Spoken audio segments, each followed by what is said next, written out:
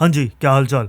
तो जी, cost of living की भारी सफलता के बाद पांडे प्रोडक्शन प्रस्तुत करता है एक और नया video, cost of living returns part 2। तो जी, वो वीडियो मैंने 2 साल पहले बनाई थी और मुझे 3-4 चीज़ें अपडेट करनी थी और बहुत सारी चीज़ें उसमें रह भी गई थी। उसके बारे में बात करते हैं। मान जा, जैसे कि sales tax, health insurance, pension, और ये भी देखते हैं कि फैमिली के पर्सपेक्टिव से कॉस्ट ऑफ लिविंग कितना ऊपर नीचे होता है।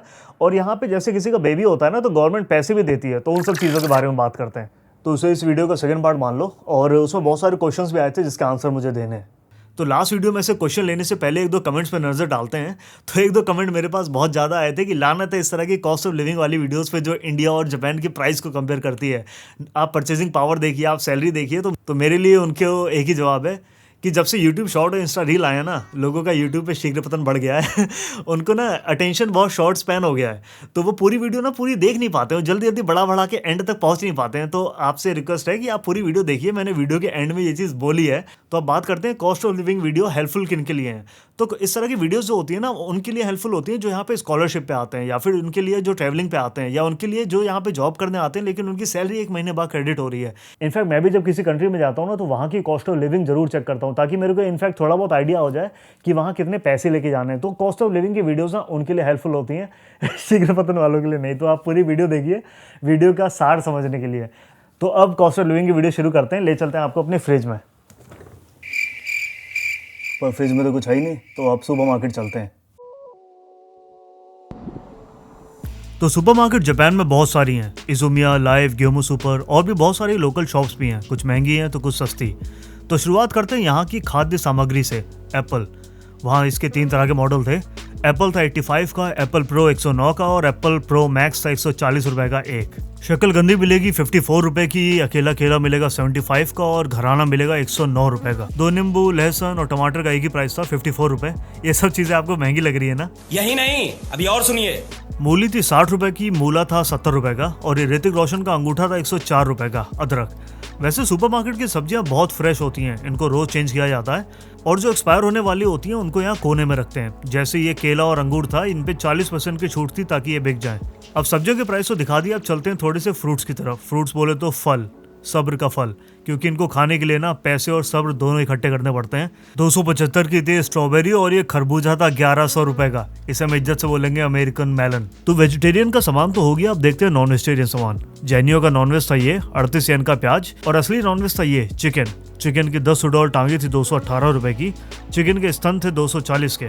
मेरे दोस्त ने पहली बार जब चिकन ब्रेस्ट देखा था तो शर्मा गया था, कहता ये पहले ब्रेस्ट देखे उसने।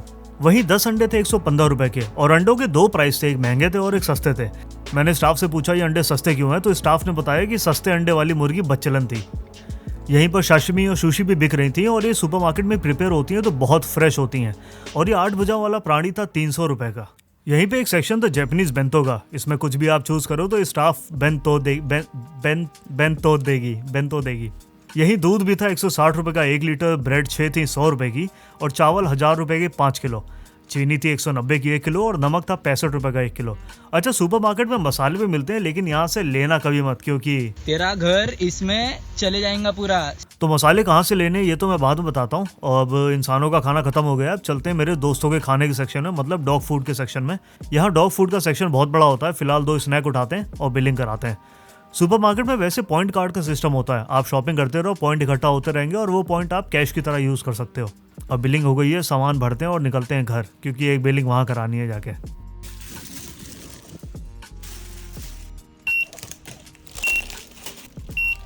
तो सुपरमार्केट में आपको इंडियन सामान बिल्कुल नहीं मिलेगा, उसके लिए आपको जाना पड़ेगा इंडियन स्टोर। तो अब वहां चलते हैं। तो वहां पे थी तूर दाल 230 रुपए की, मटर थी 280 रुपए की, और मूंग दाल थी 270 रुपए की।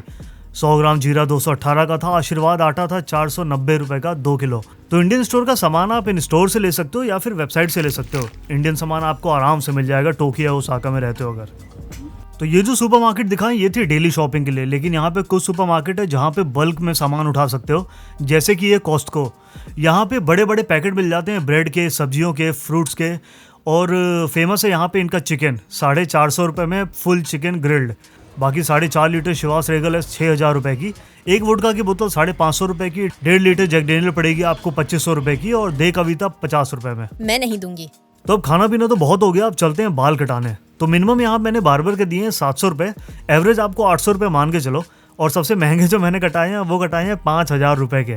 और 5,000 रुपये देने के बाद मुझे ऐसा लगा मेरे बाल कम कटे हैं, मेरा ज़्यादा कटा है। तो बाल कट गए हमारे और 18 सेंट लगे और मैं 5 साल से एक ही फ़ोटो दिखा रहा हूँ, हर बार अलग बाल कटते हैं।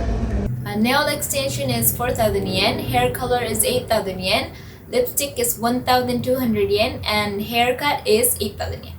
तो अब सुपरमार्केट हो गया, बाल भी कट गए, अब चलते हैं जापान की परचून की दुकान पर, मतलब कन्वीनियंट स्टोर। तो ये स्टोर जापान में गुप्ता जी की उस दुकान की तरह है जहाँ सब कुछ मिल जाता है। यहाँ Indian butter chicken, Kerala chicken curry, keema curry, naan तक मिलती है। मोजे, undergarment, shirt, pen, pencil, charger, pen drive, memory card, सब कुछ। और बहुत सारा खाना यहाँ हेल्दी भी है, प्रोटीन शेक से लेके आपको वेगन ऑप्शन भी मिल जाते हैं। और चिकन ब्रेस्ट के तो 7-8 फ्लेवर हैं। तो अक्सर लोग यहीं लंच कर लेते हैं। वैसे कॉमेडी के ऊपर पूरी वीडियो बन सकती है, लेकिन खाने के अलावा यहाँ पे photocopy, ATM, post office, bill payment सब कुछ है।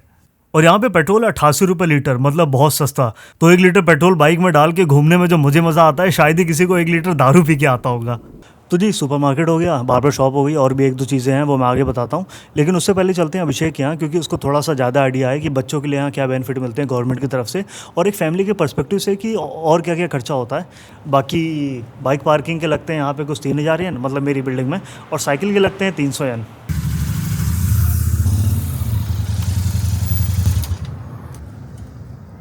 Hello hello hello hello hello hello hello. हाँ ये कर लो पहले। जी आ गए हम शाहिद कपूर की जॉलाइन वाले इंसान के पास। तो पारिवारिक खर्चों पर अब अभिषेक थोड़ी सी रोशनी डालेंगे। सबसे पहले तेरा बिजली का बिल कितना आता है? 7-8 हज़ार। हाँ। गर्मियों में एसी खुलते थे। हाँ। तो 12,000, 12-15। हाँ अब ज़्यादा आता है क्योंकि अब कमरे बढ़ गए हैं। हाँ। अच्छा, इसने भी घर लिया है? हो रहा कितने का लिया है पता नहीं, बताएगा नहीं बताएगा? नहीं बताने में क्या है। कितने का? ये तो पड़ा था मुझे यौनसेन मान 4.5 करोड़ का। और इसमें घर लेने का इंटरेस्ट कितना है? इंडिया में कितना है? ज़्यादा है, 6-7%। 6-7% है। और यहाँ पे तेरा कितना है पॉइंट? मेरा 0.5%। तो मेरा रेंट है लगभग 1,10,000। अब गैस का? गैस नहीं है ना मेरे में। अच्छा, इसका पूरा अपार्टमेंट इलेक्ट्रिकल है? हाँ पूरा और इलेक्ट्रिकल, जो नो गैस। वो भी है खाना वाना बनाने का, वो भी IH वाला है। मेरा गैस का है तो मेरा लगभग पड़ता है 5,000 येन। और पानी ऐसे आता है महीने का 3-4 हज़ार, 4 हज़ार। मेरा भी ऐसे 1,500-1,600 येन आता है। तो आता नहीं ना। और तेरे कार पार्किंग? 3 मान। हाँ, मेरे यहाँ बाइक है 3,000 येन की। साइकिल तेरे यहाँ फ्री है? साइकिल फ्री है। मेरे यहाँ 300 येन है शायद। मेरा इंटरनेट फ्री है यहाँ पे, इस अपार्टमेंट में सबसे बड़ा फ़ायदा ये है। मेरे इंटरनेट के जाते हैं ऐसे कुछ 5-4 हज़ार, 4,500 हाँ। है। अच्छा, अब जो वैसे खर्चे हैं ना, खाने पीने के अलावा, फ़ोन का बिल? फ़ोन का बिल जैसे वो ले रखा है 2-2.5 हज़ार येन। तो यहाँ पे राकुतेन से अगर कोई फ़ोन लेगा ना, कोई भी बंदा ले सकता है, तो वो अगर फ़ोन लेगा तो वो उसको 4,000 की किस्त बनाएंगे, डिपेंड करता है कौन सा मॉडल लेते हो। 2 साल बाद ये फ़ोन मैं राकुतेन को वापस दूंगा और राकुतेन मुझे नया फ़ोन iPhone 17 Pro जो भी होगा नया, वो इसको इस साल मिल जाएगा। तो लोग क्या करते हैं, राकुतेन से सिम और फ़ोन ले लेते हैं और उसके थ्रू हर 2-2 साल में नया फ़ोन स्विच कर सकते हैं। एक एवरेज सैलरी क्या बोल सकते हैं यहाँ पे? 3 लाख? 3 लाख या नहीं 3 लाख कहाँ हो गए, मतलब टैक्स 2 विदाउट टैक्स 2 से 2.5 के बीच। ये तो मिनिमम हुआ ना यार, 2.5 लाख मिनिमम हुआ यार। नहीं, एवरेज बोल रहा हूँ मैं। एवरेज तो 4-5 हो गए, 4 समझ लो। हाँ 4 लाख हो गया विदाउट टैक्स। फिर उसके बाद टैक्स डिडक्शन के बाद लगा लो 3,30,000। वो धीरे धीरे बढ़ती है ना। पर यहाँ का ये फ़ायदा है, यहाँ पे ना फायरिंग नहीं करते लोग। आपको वर्क प्रेशर दे देंगे, वर्क लोड दे देंगे, या बिल्कुल ही काम नहीं देंगे। आप फ्रस्ट्रेट होकर छोड़ दोगे। पर ये लोग फायर नहीं करते। जो ज़्यादा फायरिंग करती है ना, वो कंपनी ब्लैक लिस्ट में आ जाती है।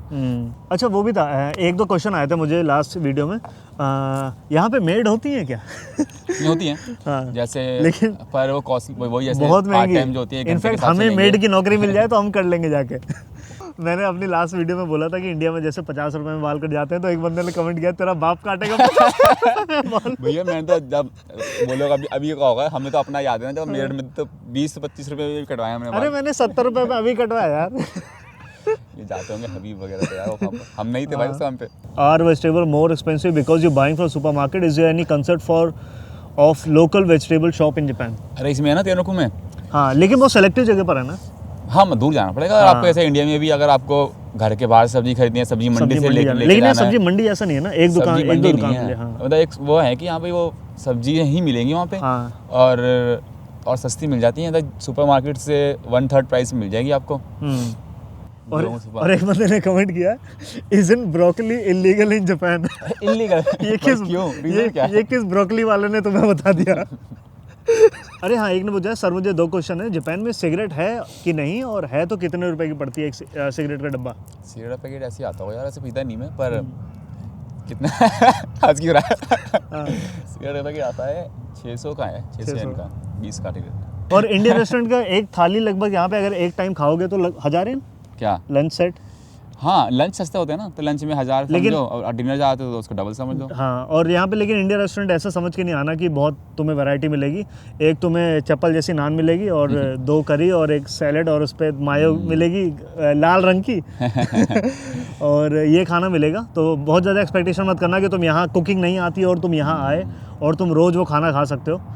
तो एज अ वेजिटेरियन नहीं, यहाँ पे खाने का ऑप्शन इसको दिक्कत बहुत होती कम है। वेजिटेरियंस के लिए तो ये कंट्री शायद है ही नहीं। हम गलत कंट्री में आ गए, वो तो मन लग गया यहाँ पे। अच्छी है, जॉब अच्छी है, और तूने तो पासपोर्ट भी ले लिया। आप तो जा ही नहीं सकते।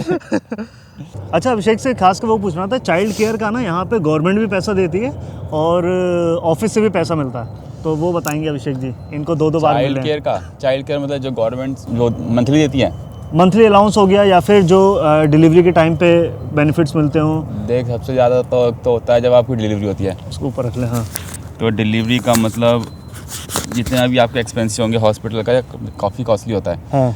हेल्थ केयर की एक ऑर्गेनाइजेशन है, तो वो हर बंदे को एक डिलीवरी के टाइम पे 5 लाख के करीब देती है। 5 लाख है ना। और हमारा ऑफिस का भी उसमें इंश्योरेंस है, 5-6 लाख समझो, तो उसके ऊपर जितना आएगा वो आपको पे करना पड़ेगा, कम आएगा तो वो आपको वापस मिल जाता है। शादी के कुछ 5 मान है, 3 मान है, 5 मान है हैं? शादी करने के शादी करने के 5 मान मिलते हैं। 50,000 येन मिलते हैं, तो इंडिया के लगा लो 35,000 रुपए। और बच्चे करने के भी कुछ बेनिफिट मिलते हैं।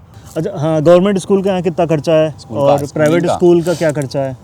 देखिए, स्कूलिंग का तो जैसे आपका यहाँ पे क्रैच होता है ना, ऐसे हाँ देखिए टाइप के जो होते हैं, हाँ तो मैंडेटरी जो होता है वो तो ऑलमोस्ट फ्री होता है। हाँ। अच्छा। फिर 3 साल के बाद से मैंडेटरी स्कूलिंग शुरू हो जाती है। हाँ। तो 3 साल के बाद से सिर्फ और सिर्फ आपका 5 से 10 हज़ार के बीच में, 5 से 10 हज़ार। उसके अंदर सारी चीज़ इंक्लूडेड होती है। क्लासेस हो गई आपकी, और प्राइवेट स्कूल बहुत महंगे होंगे। प्राइवेट स्कूल हो गए या फिर इंटरनेशनल हो गए। इंटरनेशनल स्कूल का है आपका, जो मैंने पता किया था, 80,000 से लेके 1 साल एक महीने का। हाँ। अच्छा, ऐसा भी होता है कि अगर आपके 2 बच्चे हैं, 3 बच्चे हैं, तो आपका टैक्स कम होता है? टैक्स में रिबेट भी मिलती है और आपके स्कूल फीस जो होती है, हाँ। जैसे मैं बताना भूल गया कि जैसे आपके फीस आती है बच्चों की, हाँ। तो सेकंड चाइल्ड की कम हो जाएगी, मेरे ख्याल से 50% हो जाती है जैसे। और तीसरा होगा तो शायद उससे भी और 25% होगी, शायद कुछ कम हो जाएगी। तो आपके अब जितने बच्चे बढ़ते रहेंगे वो डिपेंड करते, देखते हैं कि आपका जो आपकी इनकम है उसमें आपका सैलरी स्लैब क्या बैठता है। तो पूरा कैलकुलेट करके आपकी वो देखते हैं। हाँ, वो पूछ लेता हूँ। अरे PR और पासपोर्ट का? PR पासपोर्ट का? हाँ, PR और पासपोर्ट का। जैसे PR एक तो मैं क्लियर कर देता हूँ, 1-2 लोगों ने कमेंट किया था कि अब तो ब्याह हो गया, तेरा ब्याह हो लिया, तेरे को तो PR मिल जाएगा। तो ऐसा नहीं होता है। इसने करी इसलिए थी भैया। नहीं, तो एक्चुअली मेरे को ऑलरेडी 10 साल होने वाले हैं, तो मैं PR वैसे अप्लाई कर सकता हूँ। और शादी के 3 साल तक तुम्हें रुकना होता है, 3 साल तक तुम्हें डिपेंडेंट वीज़ा लेना होता है, उसके बाद ही तुम PR अप्लाई करने के लिए एलिजिबल होते हो। बाकी और तो ऐसा नहीं है कि लड़की फांस ली और उसके बाद शादी करके तुम्हें PR मिल जाएगा, ऐसा नहीं होगा। डिपेंडेंट वीज़ा 3 साल तक रहोगे, उसके बाद इवेल्युएट होगी तुम्हारी मैरिज और PR। और इस पर वो है पासपोर्ट है इसके बाद, मतलब वो है जापानीज है, तो इसको लेके मैं वीडियो बना सकता हूँ, Japanese reacting samosa first time. हाँ, तो उसका प्रोसेस क्या है यार? इंडियन पासपोर्ट और जापानीज पासपोर्ट लेने के लिए आपको वही है कि डॉक्यूमेंट की बहुत पूरी एक लिस्ट दे देते हैं। और जापानीज का आपको एटलीस्ट यहाँ पे जो होता है एलिमेंट्री लेवल शोगाको N3 तक तो समझ लो। N3 वो रह गया। अगर तुम्हारा टैक्स नहीं भरा होगा या पेंशन नहीं होगी, और अगर कोई क्रिमिनल कुछ तो भूल ही जाओ ना फिर तो। हाँ। तो PR भी और आपका ये दोनों नेशनैलिटी दोनों भूल जाओ। अगर आपने टैक्स पे नहीं क्लब में जैसे लड़ाई वड़ाई कर रखी हो किसी ने और पुलिस कंप्लेन हो, और जब तुम ये कर दे, तेरा वो पूछा था ना जो तेरा लाइसेंस जो पुलिस, हाँ, वो तक रिपोर्ट उनके पास थी कि जो इसका एक बार चालान कटा होगा। तो अगर क्लब में लड़ाई वड़ाई करी और पुलिस के पास कंप्लेन चली गई, तो भूल जाओ तुम्हें PR मिलेगा या तुम्हें पासपोर्ट मिलेगा। बहुत दिक्कत अगर आएगी। आप ऑफेंसिव है, आपने कुछ कर रखा है, तो बता दो कि हाँ भी मेरी ऐसी कुछ हुई थी, पर सब सॉर्ट आउट हो गया था। मिल सकता है चांस, पर अगर आपको कुछ ज़्यादा बड़ा वो दे रखा आपको, पर अगर बहुत ज़्यादा बड़ा ऑफेंस है या फिर आपके पास कुछ चल रहा है तो नहीं मिलेगा। वो बता दें, नाइट लाइफ जब जाता है तो डांस वांस देखने। और बाकी लास्ट वीडियो में मैंने बताया था ना, एक बंदे ने शैंपेन उड़ा दी थी। तो दिखाया था कुछ नहीं, मैंने भी देखी बदतमीज कुछ नहीं है इसी ने उड़ाई थी वो शाम इसी चक्कर में तो पासपोर्ट लिया उसमें कितना सॉरी बोलना पड़ा था वीजा की टेंशन आ गई थी अब बुला के आऊंगा यार लोग उस वीडियो में कमेंट कर रहे थे हैं? ये पक्का पवन है ये जी हाँ पवन है छोटे हैं, पवन एक बड़े-बड़े और काम है करता हमारे है। ग्रुप में यार किस्सा सही था नहीं मगर वो लड़कियां मुखर गई थी यहाँ से वो हाँ हाँ सही सारी गलती उसी की थी वो पैदा ही की वही थी वो। उसने बोला कि